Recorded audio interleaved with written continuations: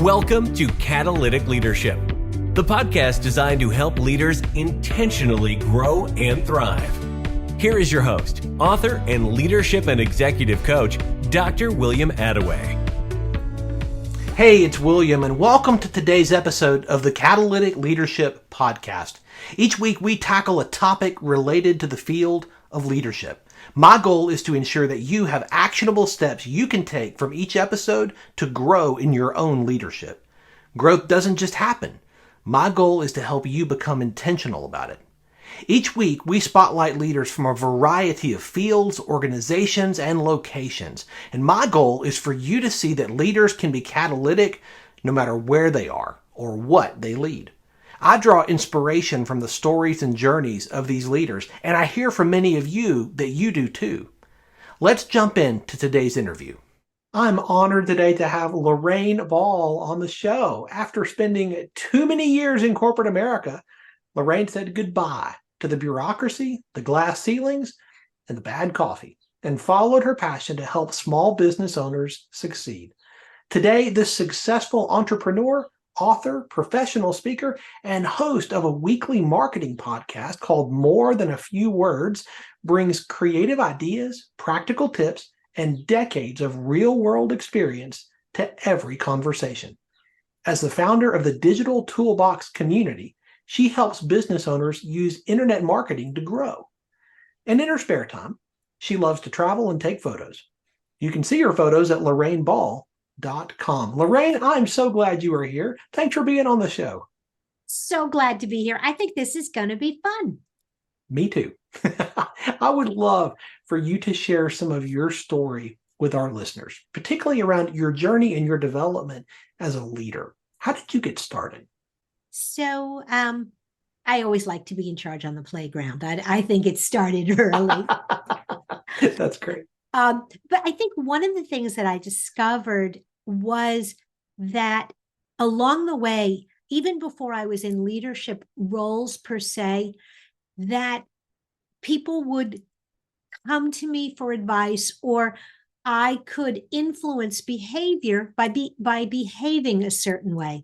And I think that, and a kid, because it was, high school and college. And what I discovered in doing that was that there are people that are in charge and they're paid to be in charge. And then there are the leaders who may or may not be those people. So good. And I set out, even as I started getting managerial roles, my goal was always to be the leader, to be the person people looked to, they trusted to have the answers, or at least have an opinion. I was a department manager very, very early on when I was in retail, and had a very young, very, very young team, and they were even younger than I was, and learned from them that, once you get the job of manager, it's almost harder to be a leader. Yeah. Because you, as one of the group that people just followed, you could still be you. Yeah.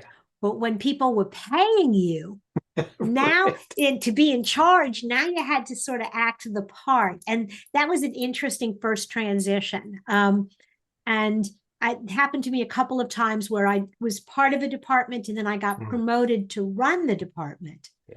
And had to go from these people being my friends, and they were still my friends, but now they were also part of a team that I was responsible for. So yeah, I did. I had a couple of different leadership gigs in corporate, and I always felt like my main job as a leader was to create a buffer between my team and the rest of the organization, not to prevent them from interacting or engaging. But in many of the organizations that I was in, and in many corporations, there's a lot of chaos out there. And if you have a team that has a job to do, and they're constantly bombarded by the chaos, and I had one guy, he had a really good relationship with one of the vice presidents, and I didn't want to get in the way of that, because it was good for him and it was good for his career. But that VP changed his mind on an hourly basis. He would give Mike instructions, and between the time that Mike left his office and got back to his own office, Tony would change his mind. Oh my. And so what I had to do was work with Mike and go, yep, whatever Tony says he wants, you just nod. And then you swing by my office and you tell me what it is he said, and we'll put it on the schedule. And then you'll go back to doing what we both agree is important. And I will confirm with Tony the schedule. 9 times out of 10, Tony didn't want it. And, so translating sometimes what upper management is really looking for, creating that buffer, and then getting them the resources. When they need something, they shouldn't have to go to battle for that. That should be my role. Yes. And negotiating to get our projects the kind of priority and resources that it needed. So those were kind of my lessons from corporate. I love that. I think that's so real, and I can certainly resonate with that. I imagine our listeners can as well. The job of a leader so often is to stand kind of in front of their team, right? And take the arrows, so to speak, when they need to do that, protect them, but also to make sure they're resourced. And I love that you brought that up, because that's so often something we don't actively think about. But if your team's not resourced, you're asking them to do something without what they need to do it. Absolutely. And, resources sometimes it's budget, and sometimes it's time. Yes. And sometimes it's, I like where you said, you have to stand in front of them. Yeah. Sometimes you also just have to stand in the back, leading from the back.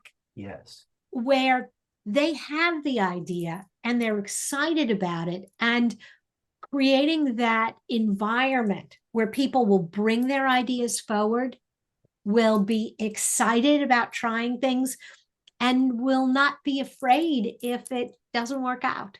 Yes, I love that. I think that is team leadership at its core. That's so fantastic. You know a little bit about marketing. Just a little. Just a little. I mean, if you didn't get it from the bio, Lorraine is truly a master in this field with all of the experience and all of the things that she has brought to help small business owners. I want to spend some time talking about this, because I know any entrepreneur, any business owner, this is something they have to deal with. They have to learn this. It can't be something they just say, oh, somebody else will handle that. Yeah, you have to deal with this. So let's spend a little time here. But you talk about user-generated content. What exactly is that, and why should we all care?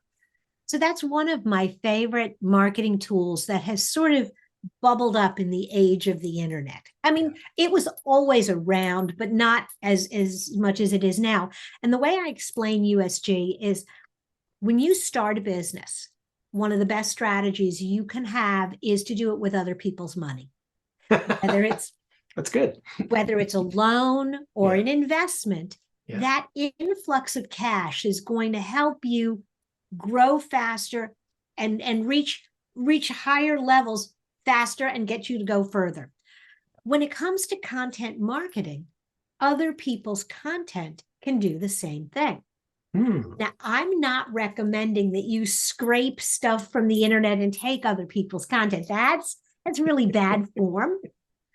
But what I am recommending is that you engage people and solicit their content in a way that makes them want to talk about you, makes them want to share their thoughts, their opinions, their ideas under an umbrella that is yours. And I'll give you a couple of examples. The first one is the one everybody always thinks about: reviews. Reviews are literally other people talking about you. And if you're smart, you cultivate that. You encourage people to leave reviews. You encourage people to share photos of their experience with you. Why? Because it has more credibility. Because people are more likely to believe what they read from a complete stranger, someone they have never met, than they are to believe from their mother or the business owner, because it's on Google with 4 stars. That's so true. It's fascinating. It's so true. It is. And so, my husband and I like to do a lot of travel. It's in my bio. And everywhere we go, I can't even keep up with all the reviews that I want to write because I want to reward a restaurant for a great meal. But I also consider it my responsibility to pay it forward. Because when we are booking hotel rooms, we do all of our own travel arrangements. When I'm trying to decide which hotel, I read the reviews. Yeah. And I am relying on kind of like Blanche Dubois in Streetcar Named Desire, the kindness of others. I am relying on other people to tell me about their experiences. And you learn to read reviews and you can tell when somebody's really off base. But so smart businesses that need that are selling a product or a service, particularly one that is not a repeat purchase, where they can't rely on the loyalty and the customer experience that they create. They have to rely on the word of mouth. Reviews are like my favorite, but they're not the only kind of user-generated content. What else? What else? What else? So, contests. If you run a contest where you invite people to provide photos, quotes, thoughts, ideas, and I'll give you some great examples, some of my favorite. One, we were working with an optometrist. He was opening up a children's practice, a pediatric practice. So we ran a contest. You could win a prize if you submitted a photograph of your child wearing glasses. Okay. We got 100 photos. And he was like, well, but we're giving away these really big prizes. That's not enough. And I went, we're not done. Now, in order to win, you had to get people to vote for you. And in order to vote, you had to do two things. You had to give me your email address and your zip code. Why did we care about the zip code? We got thousands of votes. You tell a mother her kid is going to get a chance to win a ride on a Zamboni machine at an ice hockey game, she's going to sell her soul to the devil, okay? But what we wanted to make sure is he had both an adult and a pediatric practice, but they were both in Indianapolis. Well, a lot of people who live in Indianapolis have grandmas in Wisconsin and uncles in Fort Lauderdale. Right. We were happy to have them vote, but when the list was done, we wanted to separate out anybody who was outside of our zip codes. Thank you for playing along. Everybody who was in our zip codes got an invitation to make an appointment. Yep. We added thousands of names to his email marketing list like that. Wow. And we got the right to use the photographs of these adorable children in the marketing for the pediatric optometry practice. That's so good. It was a win-win-win. And there was a kid who got to ride the Zamboni machine at an ice hockey game. I've always wanted to do that. Me too. Everybody does. Okay, so contests, and that voting element is really good because it engages a much wider range of people. Yeah. Dove soap. I think they have and they've done this a couple of different ways over time. They created, their brand shifted from being a beauty bar to an every woman is beautiful brand. Mm-hmm. And that very natural, they did a campaign where you basically said, I think, insert the name of whoever you think. And the way you did it is you tagged them on Facebook. So I could do my daughter. I think my daughter, Michelle. And so it would link to her. is beautiful because, and I would fill in why I thought my daughter was beautiful. And I would share it. And it was tagged with Dove soap, but it was also a lovely message of her with a photo of her, and she was tagged. Well, what does she do? She feels happy. She comments on it, ding Dove, and then she tags her friend, her cousin, and so it goes. And so you can create contests that are using the technology of Facebook viral. So that's another one. Love that. And then another totally different type of user-generated content is when you don't have the answer and you're really looking for your community maybe to tell you. So Lay's Potato Chips does a contest every year where you submit flavors. Who ever thought that cornbread and grits flavored potato chips would be the one that won? But what it does is it engages people, but it also creates this opens up ranges of possibilities. Jimmy Fallon, well, before Twitter got broke, would do things on Twitter where he would throw out a question and people would answer. And he'd read their answers in a segment on his show. Yeah. And there was a movie, The Fault in Our Stars. I thought this was brilliant. It is a young adult novel, and the primary audience were teenage girls. And they invited readers of the book, because it had been a book first, to submit inspirational quotes, things they pasted on their wall. And the promo for the movie was a bulletin board where the camera just panned over all these little handwritten notes and quotes and photographs. There is no way that a 30-year-old male Hollywood producer could ever get inside the head of that young girl, the way these girls literally gave them a view inside. And so it can help you promote your product, reach a wider audience, get inside the head of your customer, get ideas that maybe you wouldn't have. So that's why I'm a fan of USJ. I love that.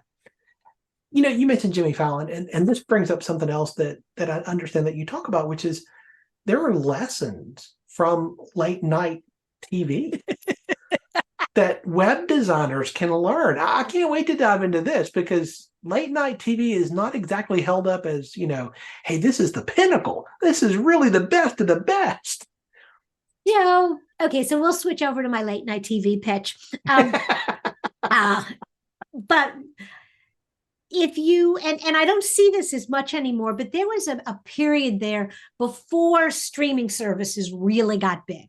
Yeah. That if you were awake at 2 a.m., you were watching a commercial for Sham Wow. Absolutely. Or Ginsu knives, That's or right. the Ronco slicer and dicer. Okay. Ronco, absolutely. And they would show you all the features of this thing.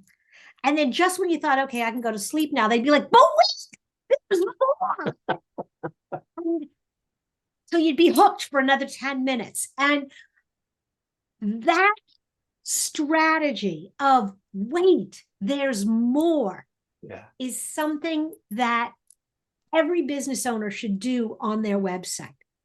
If you are lucky enough to get someone to leave social media to come to your website, to click through from an email, to click from an ad that you've spent good money on, if you're lucky enough to get someone to come, do not let them leave. Make sure that whatever you offer them, if they decide they don't want that, at the bottom of the page, there's a wait, there's more. Every page on your website should have that logical next step. And it should be related to the information on the page. That doesn't mean you should have 25 clicks on a page. But if I get to a page I've clicked through from an ad and it's about one of your services. And I get all the way to the bottom of the page and I still haven't decided to buy. Maybe it's a schedule an appointment. Maybe it's schedule a call. Maybe that's too presumptuous. Maybe it's too early in the process. And so you're like, other people who've come looking for this information also find this interesting. You downloaded our hardwood flooring guide. Would you like to read an article on 5 things you should do before you install a new floor? So you have to really think about where someone is in the buying process and make sure that you're offering them a relevant next step. You know, if I'm looking at the ShamWow, don't offer me a knife. No, that's a disconnect.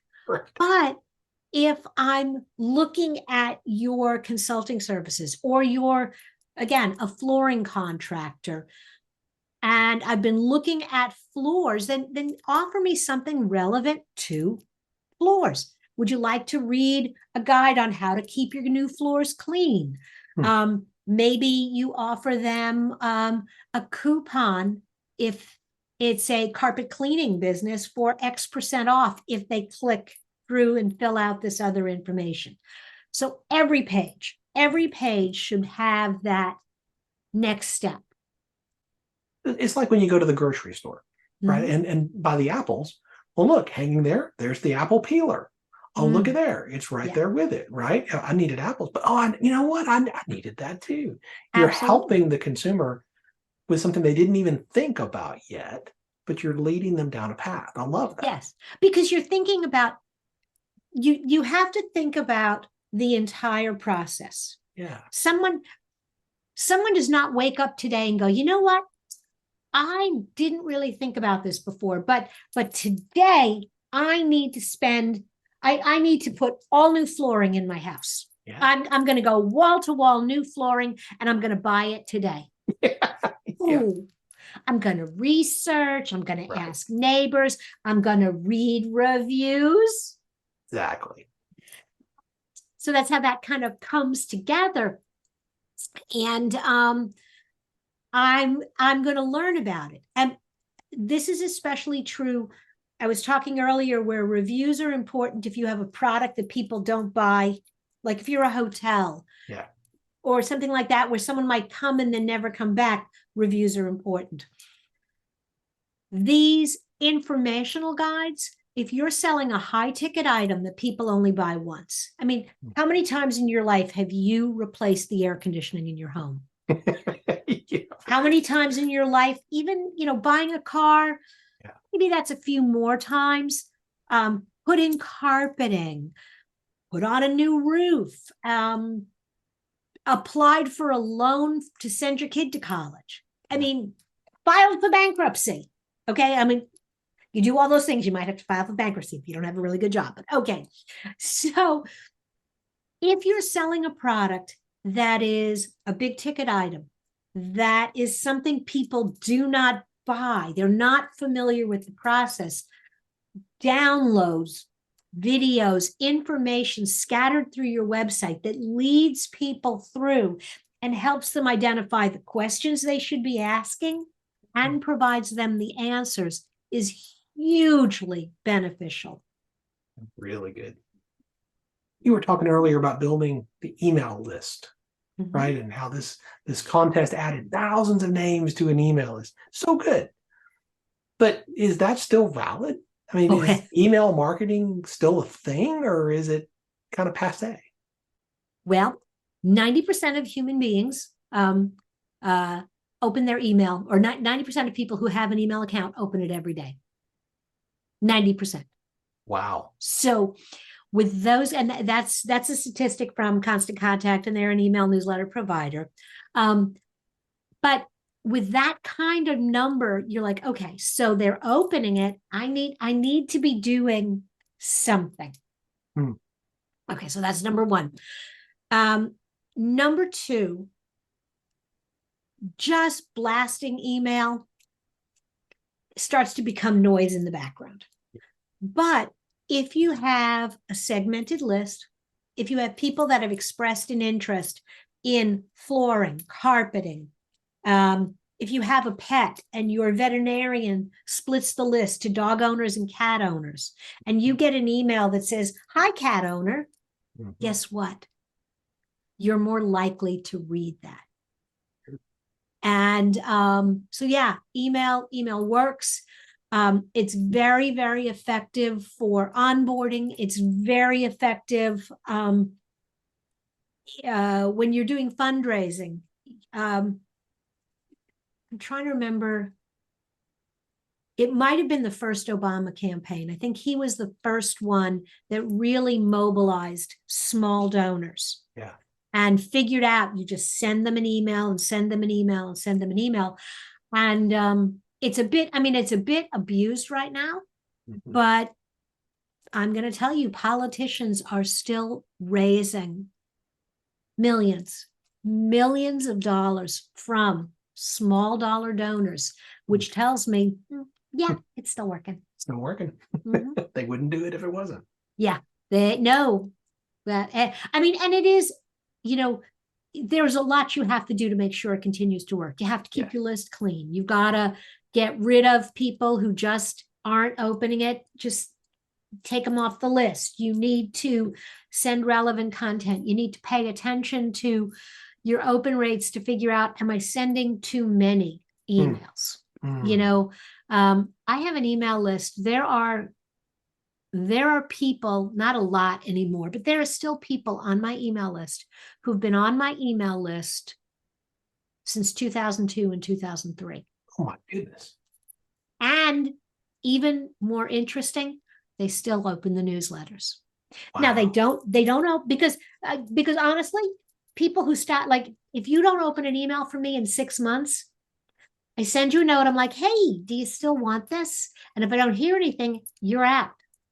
So, because it dilutes the information, because if there's 500 people that really aren't interested, I miss the 50 who I should really be paying attention to.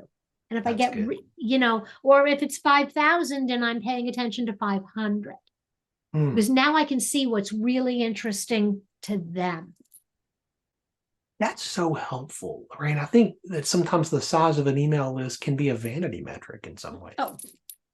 I've got a list of this big. Yeah, but how many of them have opened anything in the last 6 months? I love that. And I think keeping a clean list makes way more sense the way you're describing that. Oh, yeah. And it's been really interesting because a lot of the people that unsubscribed from my email list, over the years, I'm noticing a lot of them are now looking at my email, at my newsletter on LinkedIn. Okay.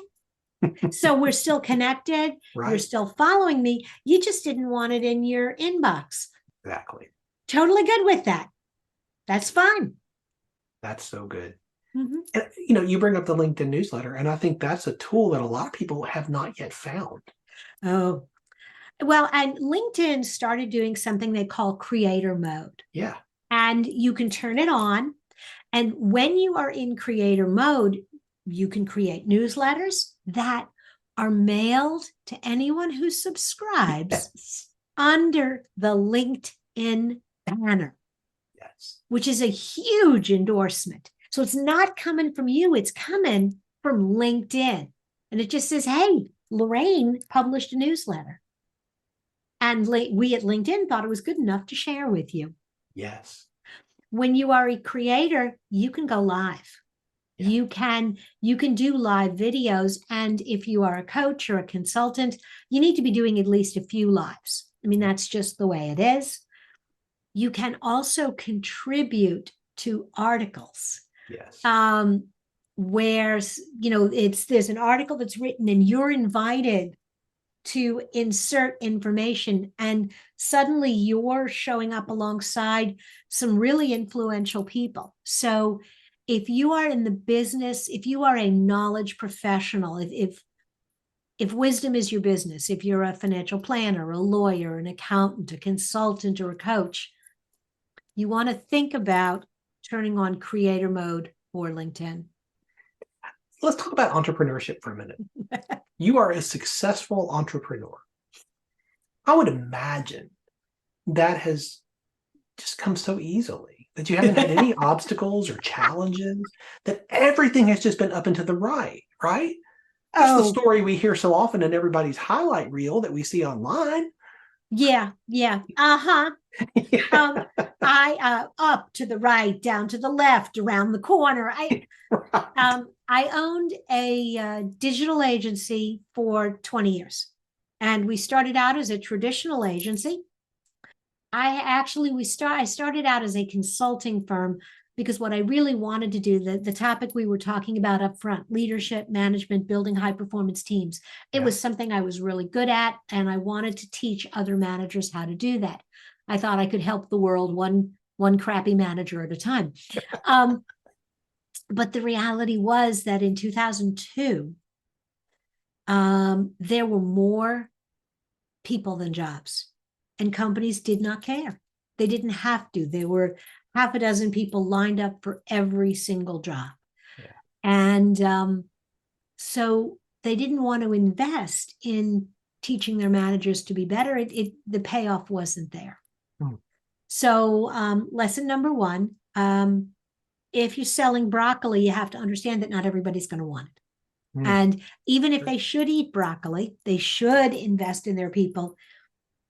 You can't make them. So while I was trying to build that business, people kept saying, "Hey, you're good at marketing. Could you help me with this?"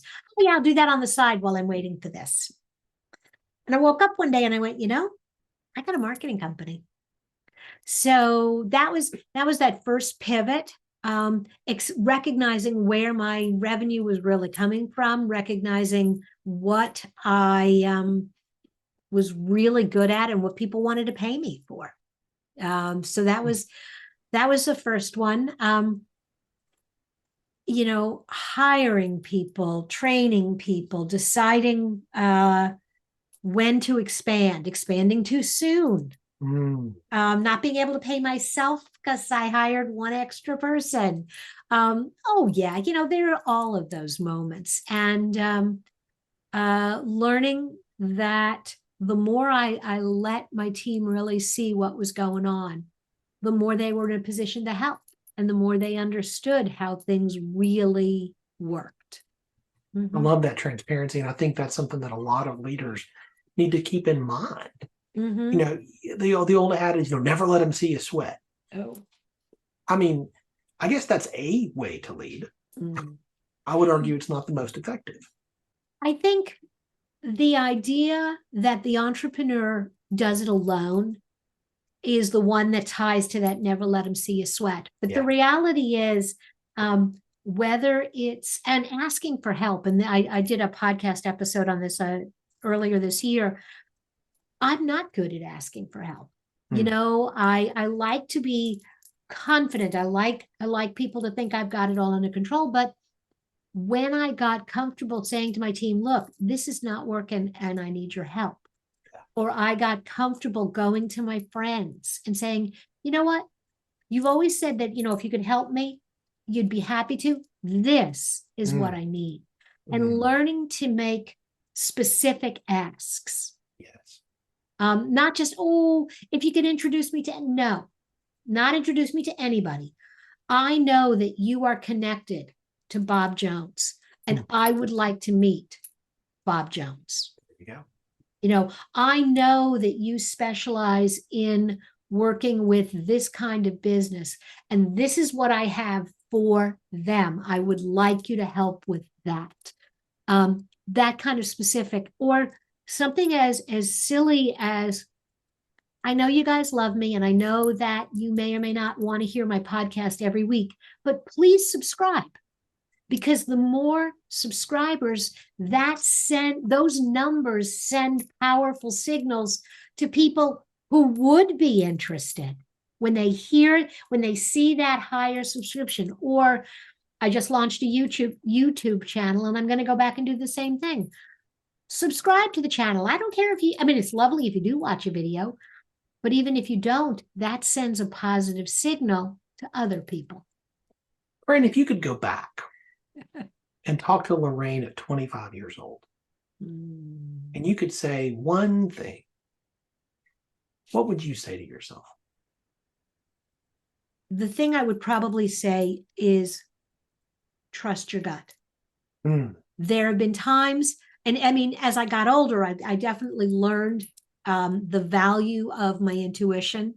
And but when I started out, there would be an offer, whether it was an offer for a job or an offer for an offer for a customer, a project, something, and I'd be like, oh, well, that doesn't really sound great. I don't want to do that, but the person is offering it to me, so I guess I should. And learning that no, that intuition or that sense that it's not that there are bad people in the world. Well, there might be some. Most people are just not necessarily completely open about who they are or what their bottom line objective is and what they're really willing to do in a collaboration or a partnership. And so trusting that sense that I have that, you know what, this person is not going to be there for something when I need that. I think that would be what I would say is your instincts are good, trust them. That's so good. Is there a book that has made a difference in your journey? Something that you would recommend that anybody listening, man, if you could just put one book on your reading list right now, this is the one. Made to Stick. Oh, yeah. I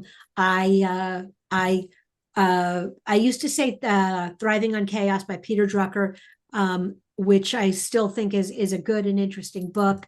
But I think the storytelling and the way that they really talk about creating marketing messages and using stories to engage and really pull you in to the messages. I really like that. Well, as we tie a bow on this today, if people walk away from this episode with one thing, what is the one thing you want to make sure they walk away with?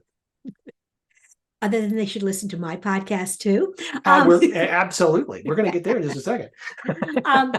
If there's one thing through all of this, I did what I loved, and I'm still doing what I love. And it has given me the energy to put up with the ups and the downs and the chaos because I really love what I was doing. And I think that's really key. Life is just too short to be chasing a dollar instead of a dream. That's so good. What a great bow to tie on this episode. I know people are going to want to stay connected with you, Lorraine. What's the best way for them to do that? So 2 things. Number 1, LinkedIn. That's where I hang out for my business. And if you just really want to hear more of this high-pitched New York nasal voice, look for More Than a Few Words wherever you listen to podcasts. I love that. And when you find it, leave a review. Thank you. Please do. That matters. And if you're listening to this show and you have not yet done that, I would greatly appreciate it if you would leave a rating and review here as well.